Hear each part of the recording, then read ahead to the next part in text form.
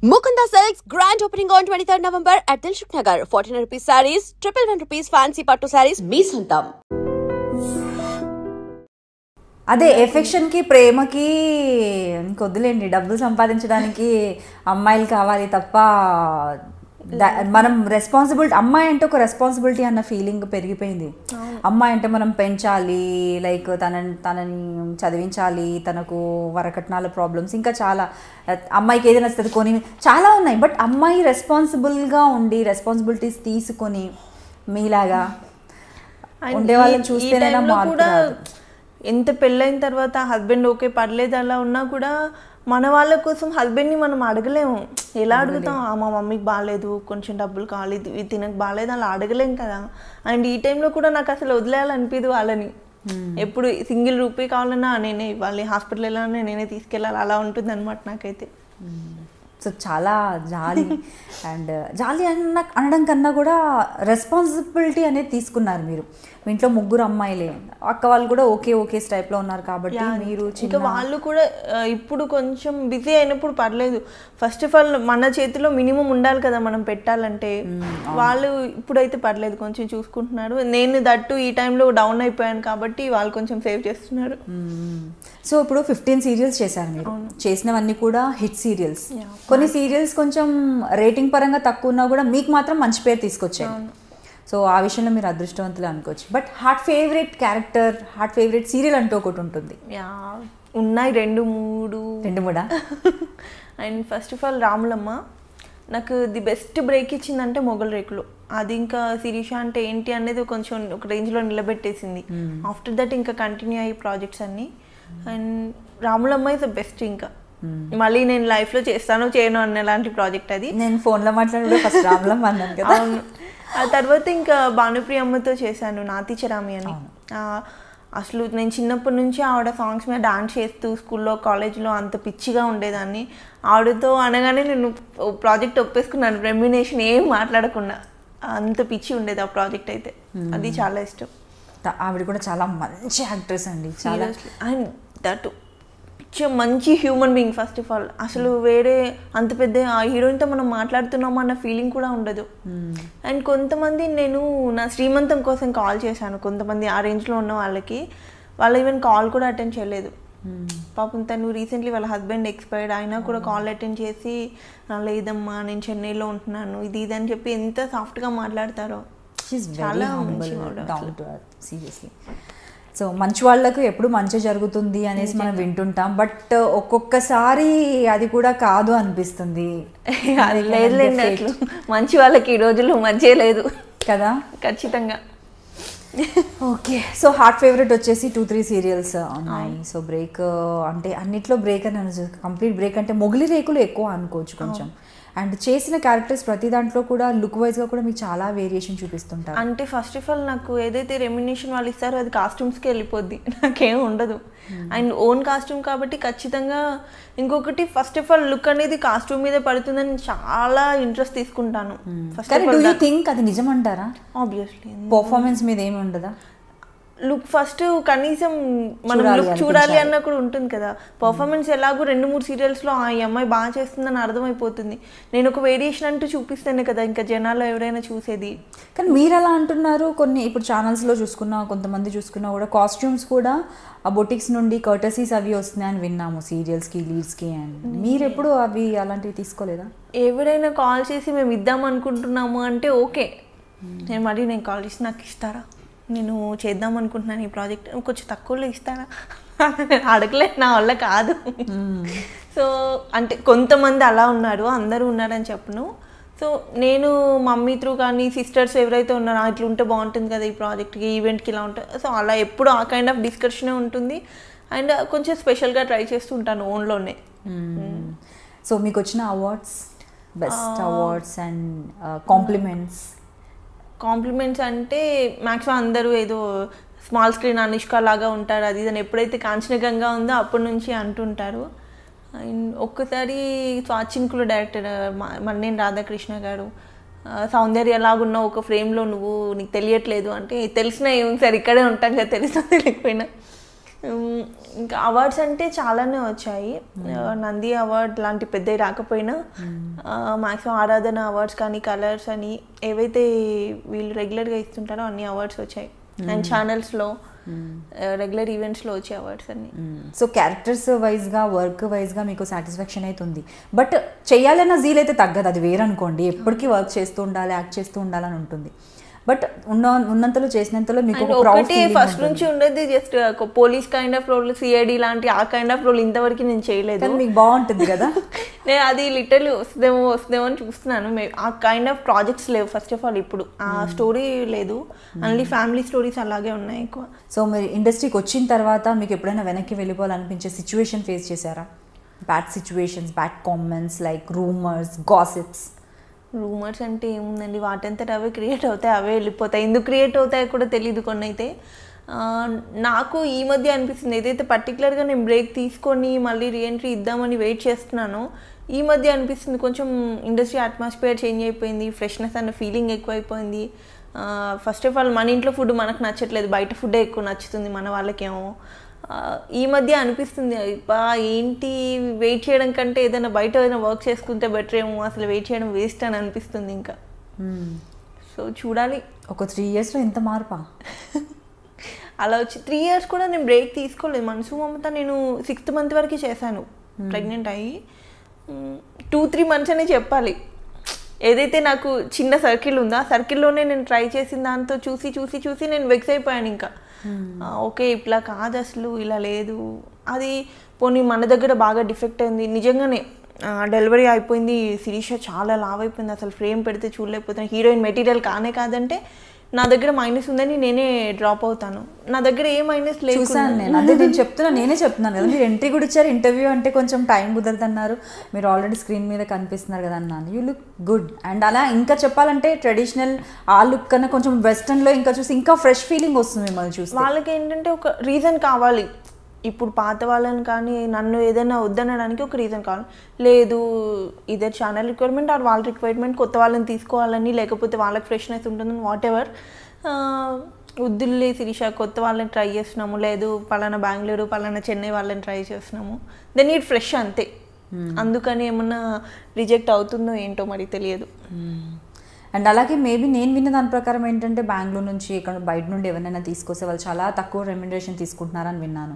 But ఇదే విన్న నేను, వాళ్ళ రెమ్యునరేషన్స్ బాగానే ఉన్నాయని వాళ్ళు చెప్పడం కూడా విన్నాను. నేను అది యాక్సెప్ట్ చేస్తాను. రెమ్యునరేషన్ తక్కువ, మీరు ఉన్నారు బెంగళూరు నుంచి వచ్చారు, ఎంత పేమెంట్ ఒక 2-3,000 తీసుకుంటున్నారు అనుకుందాం. మీకు అప్ అండ్ డౌన్ ఛార్జెస్ ఉంటాయా, ఇదే ఫ్లైట్ కానీ ట్రైన్ కానీ, అకామిడేషన్ ఇస్తారా, ఫుడ్ డే అండ్ నైట్ చూసుకోవాలా. ఇక్కడ మన వాళ్ళకు పేమెంట్ ఇస్తే మన ఫుడ్ రివర్స్ తీసుకెళ్ళి మనం పెట్టుకొని ఎవ్రీథింగ్ కాస్ట్ మన. అండ్ వన్ మోర్ థింగ్, కొంతమంది బెంగళూరు అమ్మాయిలు హాఫ్ అమౌంట్ ప్రొడక్షన్కి ఇచ్చేసి కాస్ట్యూమ్స్కి హాఫ్ అమౌంట్ వీళ్ళు వేసుకుంటారు. అది కూడా లేదు. అండ్ ఎవ్రీథింగ్ మనం చూసుకొని రిటర్న్ నేను ఒక్కొక్కసారి ప్రొడక్షన్కి ఫుడ్ కావాలన్నా వాళ్ళకి వీళ్ళకి ఏదైనా కావాలన్నా నేనే తీసుకెళ్తూ ఎందుకు ఇవ్వడానికి మనకు ఆలోచించాలి. ఫస్ట్ ఆఫ్ ఆల్ మన తెలుగు వాళ్ళకి మనకు పెట్టడానికి రాదు, పక్క వాళ్ళు ఏమైపోయినా పర్లేదు కానీ తెలుగు వాళ్ళు అసలు రానిరు, అసలు వాళ్ళకి ఎంకరేజ్మెంటే లేదు. అసలు ఎవరున్నారు తెలుగు వాళ్ళు, తెలుగు హీరోయిన్స్ ఎవరున్నారు చెప్పండి టీవీ మీడియాలో? మీరు చెప్పగలరు గట్టిగా 4 పేరు చెప్పండి. ఇప్పుడు కష్టం, కాంప్లికేటెడ్ యాక్చువల్లీ ఈ సిచ్యువేషన్ చూస్తే. నెగిటివ్ అయినా చెప్పొచ్చు, సెకండ్ లీడ్స్ చెప్పొచ్చు, బట్ లీడ్ అన్నది ఎవరు జస్ట్ చిన్న క్యారెక్టర్ చేసే వాళ్ళని కూడా బయట నుంచే తెస్తున్నారు. హీరోస్ ఆంటీస్ అందరూ అక్కడ వాళ్ళైనా పోనీ వాళ్ళని ఇక్కడ తెచ్చుకుంటున్నారు. కన్నడలో మన ఒక్కడికి కాల్ చేయమనండి వాళ్ళు చేయరు. వాళ్ళకి ఆ పార్షియాలిటీ చాలా ఎక్కువ కన్నడీస్కి. వాళ్ళు ఎంతసేపు మా లాంగ్వేజ్ మా వాళ్ళు ఉండాలి, మా వాళ్ళు ఉండాలి, మా వాళ్ళనే ఉంటుంది. అట్లీస్ట్ తమిళ్ వాళ్ళైనా కాల్ చేసి పిలుస్తారేమో కానీ కన్నడ నుంచి మనకు కాల్సే రావు. అంత ప్రొటెక్ట్ చేసుకుంటారు వాళ్ళ ఇండస్ట్రీని వాళ్ళు. మన వాళ్ళు మాత్రమే ఎందుకు అలా? వాళ్ళు చాలా ప్రొటెక్ట్ చేస్తున్నారు అనేసి మన వాళ్ళు కూడా దగ్గర నుండి ప్రొటెక్ట్ చేస్తున్నారు అంటారా? దగ్గర నుండి ప్రొటెక్ట్ చేసుకుంటున్నారు, వాళ్ళని తీసుకొచ్చుకొని వాళ్ళని ప్రొటెక్ట్ చేస్తున్నారు. మీరు మాత్రమే కాదు అంటే మీరు అది చెప్పేది అలాగే అంత క్లియర్గా ఉందన్నమాట. వాళ్ళని వాళ్ళు ప్రొటెక్ట్ చేసుకుంటున్నారు, మన వాళ్ళు కూడా వాళ్ళని ప్రొటెక్ట్ చేస్తున్నారు. నేనైతే తమిళ్లో నేను ఒక ప్రాజెక్ట్ చేశాను. నాకు ఇప్పటికీ తమిళ్ నుంచి ఏమైనా కాల్స్ వస్తాయి అంటే, నాకు బేబీ ఉంది క్యారీ చేయడం ప్రాబ్లం అని నేను చేయట్లేదు. కానీ కన్నడ నుంచి ఏ రోజు ఎవరికి కాల్ రాలేదండి. నేను చాలామందిని కూడా కనుక్కున్నాను, ఎప్పుడు మరి బెంగళూరు నుంచి మాకు కాల్ రాలేదు. కనీసం ఇక్కడ ఎవరో ఆడిషన్ చేయరు బెంగళూరు వాళ్ళు. మన వాళ్ళు సీరియల్ స్టార్ట్ అవ్వగానే చలో బెంగళూరు ఆడిషన్ చేయాలి అంతే. అలా ఉండింది. అండ్ కాల్ చేయడం కూడా డైరెక్ట్గా సీరియల్ స్టార్ట్ అవుతుంది అనగానే మేనేజర్స్కి ఎవరికైనా చెప్పేస్తే బెంగళూరు నుండి పిక్స్ అవి ఇవి పంపించేస్తారు, సెలెక్ట్ చేసుకుంటారు. ఆల్రెడీ 1 or 2 మూవీస్ చేసిన వాళ్ళు, లేదంటే సీరియల్స్లో 1 or 2 సీరియల్స్ చేసిన వాళ్ళను పిలుస్తున్నారు. అక్కడ అసలు కొంతమంది క్యారెక్టర్ చేసిన వాళ్ళు ఇక్కడ హీరోయిన్స్, జస్ట్ డే క్యారెక్టర్స్ చిన్న, ఇప్పుడు మరదలు చెల్లెలు క్యారెక్టర్స్ చేసే వాళ్ళు ఉంటారు కదా, ఇక్కడ వాళ్ళని తీసుకొచ్చి హీరోయిన్స్గా పెడుతున్నారు. అండ్ పోనీ బాగున్నారు, అబ్బా నిజంగా మనం ఎందుకు పనికొస్తాం, ఒక్కొక్కరు చాలా బాగున్నారు కదా అన్నట్లేదు. గట్టిగా ఉంటే ఒక 4 2 3 అమ్మాయిలు బాగుంటారు, పర్లేదు అనిపిస్తుంది. అంతమంది ఎక్కడ బాగున్నారండి? ఛానల్ పెడితే అసలు స్టే చేయాలనిపించాలి కదా కనీసం. పోనీ గ్లామర్ పక్కన పెట్టేద్దాం, పర్ఫార్మెన్స్ అనేది ఇంపార్టెంట్ అనుకున్నా కూడా దానికి కూడా లేదు. నేర్పించి చేపిస్తే ఎలా వస్తుంది? ఒక డైలాగ్ ఇంటెన్సిటీ, ఇప్పుడు నేను ఏదైతే ఎమోషనల్గా ఫీల్ అయ్యి తెలుగులో నేను చెప్పినంత నాకు తమిళ్లో చెప్పమంటే నాకు రాదు. నా మదర్ టంగ్ నేను ఏదైతే లోపల నుంచి ఫీల్ అయ్యి చెప్తున్నానో అదే వస్తుంది కదా. నేర్పించి ట్రైనింగ్ ఇప్పించి తెలుగు నేర్పించుకొని అన్నీ నేర్పించుకొని ఎందుకంత కష్టపడ్డాం? అసలు అది లాజికే అర్థం కావట్లేదు నాకైతే. డే బై డే నేను అది ఆలోచిస్తుంటే ఇంట్లో పిచ్చెక్కుతుంటుంది. ఏంటి రీజన్ ఇది, అసలు ఏముంది అని ఆలోచించితే ఏమి ఉండదు అక్కడ.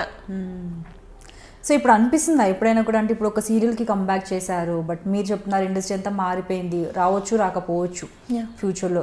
ఇన్ కేస్ ఒకవేళ వచ్చినా కూడా సేమ్ నెగిటివ్ కైండ్ ఆఫ్ అయినా కూడా ట్రావెల్ చేయాల్సి వస్తుంది. ఒక మెయిన్ లీడ్ చేసి నేను ఏదైనా క్యారెక్టర్ చేస్తా అంటే తక్కువ బడ్జెట్లో నాకు ఇస్తారు.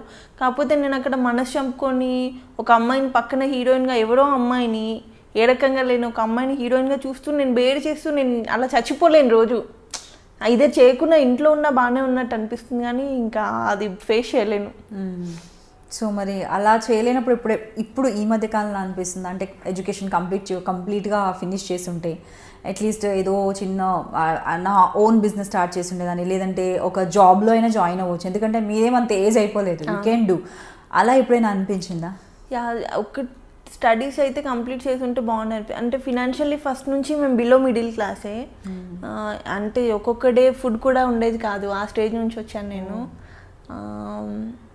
మమ్మీ డాడీ వచ్చేసి ఒక స్టేజ్లో రోడ్డు పైన చౌరస్తా మీద మిర్చి బజ్జీ బండీలు ఉంటే వర్షంలో తడిస్తే ప్యాక్ చేసి ఇచ్చిన డేస్ కూడా ఉన్నాయన్నమాట నా లైఫ్లో. సో మా ఫ్యామిలీ అయితే ఏదైతే అంత స్ట్రగుల్ ఫేస్ చేసి వచ్చిందో అక్కడ నుంచి మళ్ళీ డౌన్ వెళ్ళొద్దని అంతే. ఇప్పటికీ స్ట్రగుల్ ఫేస్ చేయడం. ఒక్కొక్క డే ఇంట్లో రైస్ ఉండేది కాదు, పక్క వాళ్ళని అడుక్కొని మమ్మీ బీడీలు చేసేవాళ్ళు, ఎక్కువ కరీంనగర్లో బీడీలు అవి చేస్తుండేవాళ్ళు. ఆ బీడీలో ఆకు అంతా తీసుకొచ్చి పొయ్యి పెట్టుకుని జస్ట్ నూకన్నం ఉంటుంది కదా రైస్ కాకుండా, ఆ నూకన్నం బాయిల్ చేసుకొని తినేవాళ్ళం. అండ్ అక్క వాళ్ళు వచ్చేసి ఒక 75 రూపీస్కి సేల్స్ వర్క్ కూడా చేసిన డేస్ ఉన్నాయి. మమ్మీ ఒక 2500కి ఒక 1 month సెక్యూరిటీ గార్డ్గా చేసిన డేస్ ఉన్నాయి. సో అంత స్ట్రగుల్ నుంచి వచ్చి చూసి ఇప్పుడు గట్టిగా నోరు తెచ్చి నాకు ఒక ఆఫర్ ఇవ్వండి అని మనం అడగలేము తెలుగు వాళ్ళు ఎవరైనా. అందరూ మన దగ్గర ఉన్న వాళ్ళు అందరూ బిలో మిడిల్ క్లాస్ లేకపోతే మిడిల్ క్లాస్. కష్టపడి పని చేద్దామంటే మీరు ఇప్పుడు ఈ టైంలో కూడా ఆఫర్స్ ఎవరికి ఇవ్వనట్టయితే పక్క వాళ్ళని ఎవరినో తెచ్చుకొని అది చాలా హర్టింగ్గా ఉంటుంది. ఇప్పుడు ఇంత ఫేమ్ వచ్చిన 15 సీరియల్స్ చేసిన నేను వెళ్ళి ఎక్కడో చోట జాబ్ చేస్తా అంటే నన్ను వాళ్ళు చీప్గానే చూస్తారు. హీరోయిన్ వచ్చేసి ఏంటి ఇక్కడ చేస్తుందని, ఒక సెలబ్రిటీ అయిన తర్వాత మనం బయట లొకాలిటీలో తిరిగితే ఒక కైండ్ ఆఫ్ డిఫరెంట్ ఉంటుంది. వాళ్ళకి ఏంటో తెలియదు, మరి మనం ఏదో ఇది చేస్తామని కాదు, ఒక కైండ్ ఆఫ్ లుక్లో ఉంటారు వాళ్ళు, ఒక మైండ్ సెట్ ఏదోలా ఉంటుంది వాళ్ళది. అలా చేయలేము. ఇప్పుడు నేను వెళ్ళేసి 5000కైనా జాబ్ చేయడానికి రెడీ ఉన్నాను, కాకపోతే నాకు రావు. మీకేం తక్కువ, మీకెందుకండి చేయడం, ఇక్కడికి వచ్చినా పని చేస్తుందా లేదా, మీకు ఆఫ్టర్ ఈ పని ఎందుకు మీరు చేయడం అన్నట్టు చూసి జడ్జ్ చేసేస్తారు. తిని అసలు ఏం పని చేయలేదు, తిని పని చెయ్యొద్దు అన్న ఫీలింగ్. మా ఫ్యామిలీ మా చుట్టాల్లోనే ఏం తక్కువ ఉంది శిరీషకి, అన్ని సీరియల్స్ చేస్తుంది, అన్ని లక్షలు సంపాదించేసి ఉంటుంది. నా ఫ్రెండ్స్ క్లాస్మేట్స్ ఎవరైతే ఉన్నారో ఒక 1 lakh ఉంటే అడ్జస్ట్ చేయవే, నేను నెక్స్ట్ మంత్ అలా ఇచ్చేస్తాను. నాకు ఫోన్ చేసి అలా 1 lakh అంత ఈజీగా అడుగుతున్నారా? 1 lakhని ఎలా అవుతుంది అలా? నేను నెల మొత్తం కష్టపడితే నాకు ఫైనల్గా ఒక 2-3 వేలు మిగిల్చుకోవడమే కష్టం అవుతుంది. నా మెయింటెనెన్స్ మమ్మీ వాళ్ళకి కానీ వీళ్ళని కానీ చూసుకొని. మీరు ఫ్యామిలీ మొత్తము చూశారు అండ్ చూస్తున్నారు, అయినా కూడా ఇప్పుడు మీకు కష్టపడి మీ బేబీని క్యారీ చేస్తూ మీరు ఇప్పటికీ కూడా కష్టపడి మీ మమ్మీని చూడాలనుకుంటున్నారు, మీ అమ్మమ్మని చూడాలనుకుంటున్నారు. సో మీ డాడీ ఎక్స్పైర్ అయ్యారు హెల్త్ బాగాలేక రీసెంట్గా. అంటే ఇన్ని రెస్పాన్సిబిలిటీస్ ఉన్నాయి కాబట్టి మీరు ఇంకా కష్టపడాలనుకుంటున్నారు. మీ ఫ్రెండ్స్కి ఇన్ని రెస్పాన్సిబిలిటీస్ కాకుండా ఓన్లీ మీరు సంపాదించేదే కనిపిస్తుంది, ఖర్చు కనిపించట్లేదు. ఈజీ అమౌంట్ అనేది ఎప్పుడైతే వాళ్ళు పెళ్లి చేసుకున్నారో వాళ్ళ హస్బెండ్ అంతా ఈజీ వెల్ సెటిల్ అయి ఉన్నారు, ఈజీ మనీ ఉంది. నేను ₹1 ₹1000 పేమెంట్కి డే అండ్ నైట్ వర్క్ చేసిన డేస్ ఉన్నాయి. ఇవాళ మార్నింగ్ 6కి వెళ్తే నెక్స్ట్ డే మార్నింగ్ 6కి ప్యాకప్ అయ్యి వర్క్ చేసిన, ఎందుకు రామ్లమ్మండి దగ్గర నేను ఒక 5-6 డేస్ కంటిన్యూస్గా అలా వర్క్ చేసిన డేస్ ఉన్నాయి, వర్షంలో చలిలో. కానీ ఎందుకు అంత తక్కువ రెమ్యునరేషన్కి మీరు వర్క్ చేశారు? అంటే మీరు ఆల్రెడీ పీక్ స్టేజ్లో ఉన్నారు, మీకు ఆపర్చునిటీస్ అప్పటికి కొంచెం పర్లేదు. ఎప్పుడైతే స్టార్టింగ్ అడుగుకిచ్చే మనసు కొన్ని ప్రాజెక్ట్స్కి నేను తక్కువే తీసుకున్నాను, నాకు తెలియదు ఒక మెయిన్ లీడ్ ఎంత తీసుకుంటున్నారో తెలీదు, గట్టిగా డిమాండ్ చేస్తే ఏమో ఆఫర్ తెలుసుకోలేదు బయట అంటే ఎలా ఉంది అనేది. అక్క కూడా ఏంటంటే చిన్న రోల్స్ చేసి వచ్చింది, తను ఎప్పుడు మెయిన్ లీడ్ చేసింది తెలీదు. ఒకవేళ గట్టిగా డిమాండ్ చేస్తే ఆఫర్ రాదేమో, ఎందుకు ఛాన్స్ తీసుకోవడం, అంత ఫుడ్డే లేకుండా స్టేలో వచ్చిన దానికి ఇప్పుడు ₹1000 వచ్చినా పర్లేదు, నెలకు 10,000 వచ్చినా చాలు, ఇందులో హ్యాపీగా బ్రతకొచ్చు అనే ఉండేదాన్ని నేను ఎప్పుడు. ఇప్పటికీ నేనేం డిమాండ్ చేయనండి, మరి ఎందుకో మరి తెలియదు. శిరీష చాలా ఎక్కువ డిమాండ్ చేస్తుందంట, అసలు 10,000కి మించి తక్కువ చేయదంట. అంటే నాకు ఎవరు కాల్ చేశారు, ఎవరు అడిగారు, ఎవరితో చెప్పాను నేను, ఎందుకు క్రియేట్ చేస్తారు ఇవన్నీ? వాడికి ఎవరికో ఒకరు నచ్చేసి ఉంటాడు, వాడు మెంటల్గా ఒకరిని ఫిక్స్ చేసుకుని ఉంటాడు, ఇవి అమ్మాయిని రిజెక్ట్ చేయాలి అంతే. దానికి 1,00,000 రీజన్స్, లావ్ అయ్యాలని, లేకపోతే అమ్మాయి లొకేషన్లో టైంకి రాదు, అసలు షార్ట్లో టైంకి ఉండదు, పిచ్చి పిచ్చి వేషాలన్నీ లొకేషన్లో వేసి ఎందుకు వేస్తాను? నువ్వు నాతో వర్క్ చేస్తే కదా నా గురించి డిసైడ్ అవ్వాలి. టైంకి రాదు అంటే ఇన్ని ప్రాజెక్ట్స్ ఎలా చేశాను? అండ్ ఒక్కొక్క ప్రొడక్షన్లో నేను ఖచ్చితంగా 2-3 సీరియల్స్ చేశాను. ఒక దాంట్లో కంఫర్టబుల్ ఉంటేనే కదా నెక్స్ట్ దానికి ఎంత ఉన్న ప్రొడక్షన్ ఆలోచిస్తుంది. ఇవి అడ్డమైన రూమర్స్ అన్ని క్రియేట్ చేసి బ్యాడ్ చేయడం తప్పితే ఇడియట్స్కి కొంతమందికి పర్టికులర్గా వేరే వర్కే ఉండదు ఇండస్ట్రీలో, అయితే దానివల్ల ఇంకా సగం తగ్గిపోతుంటాయి. గాసిప్స్ రూమర్స్ అనేవి చాలా వస్తుంటాయి. ఇంకా స్పెషల్లీ అంటే ఒక్క సీరియల్ చేసి ఏదైనా ప్రాజెక్ట్ ఒకటి చేసి కొంచెం నేమ్ వస్తుందంటే చాలు, వెనకాల 100 మాట్లాడుకుంటారు. అలాంటిది మీరు 15 ప్రాజెక్ట్స్ చేశారు, మంచి ప్రొడక్షన్స్లో చేశారు, చాలా హార్డ్ వర్క్ చేశారు, మీకంటూ ఒక ఫేమ్ నేమ్ ఉంది. మీ పైన గాసిప్స్ రావడం అనేది అది కామన్ థింగ్ చాలా. కాకపోతే దాంట్లో ఎన్ని నిజాలు ఉన్నాయంటారు, ఎన్ని మీరు అంటే ఎలాంటి అనిస్తారు? ఇప్పుడు శిరీష అన్ని ప్రాజెక్ట్ చేసిందంటే ఊరికేనే చేసిందా? నువ్వు చూసావా? వచ్చి చూడు ఫస్ట్, నేనేంటో నన్ను చూసి నా వెనకాల ఉండి తర్వాత డిసైడ్ అవ్వు నా గురించి. 4 ఆఫర్లు రాగానే ఇంక ఖచ్చితంగా ఏదో ఒకటి నేను చేస్తే ఎఫ్ఐఆర్ అనేది మెయింటైన్ చేస్తేనే అవుతుందా? ఏమో నాకు లక్ బాగుందేమో, నేను ప్యాకప్ అయ్యేంత వరకు 3 o'clock midnight షూట్ చేయమన్నా నేను చేస్తాను. ఇంకొక అమ్మాయిలు చేయకపోవచ్చు, నేను కోఆపరేట్ చేయడం నచ్చిందేమో ప్రొడక్షన్కి, అందుకని కంటిన్యూ అయ్యానేమో. మెంటలీ అసలు అనవసరమైన చెత్త అంతా క్రియేట్ చేసి ట్రాప్ పెట్టడం తప్పితే ఏం లేదు దీనికి. ఇంకా లక్కీగా మా హస్బెండ్ అనేవాడు లవ్ మ్యారేజ్ కొంచెం ఎక్కువ అర్థం చేసుకుంటాడు కాబట్టి నేను బ్రతికిపోయాను. ఈ పిచ్చి రూమర్స్ వల్ల ఒకవేళ అటు ఇటు మెంటాలిటీ ఉండి కొంచెం అనుమానపోవడం అయితే ఈ పాటికి వదిలేసేవాడు నన్ను. అలా ఉంటాయి అన్నెసరీ థింగ్స్, అసలు లేనివి. నేను టైంకి వెళ్ళి నేను పొద్దున్న 7 o'clock ఉండమంటే 9కి షార్ట్లో ఉన్నంటే నేను 8:45కి ఉన్న డేస్ కూడా ఉంటాయి. ఎందుకు ఉండరు షార్ట్లో? ఎవరు చూసారు, ఎవరు మాట్లాడారు, చూడకుండా ఉన్నాను వాళ్ళు. అసలు ఆ ప్రొడక్షన్లో కొన్నిట్లలో నేను చేయలేదు, వాళ్ళు కూడా ముందే డిసైడ్ అయిపోతుంది.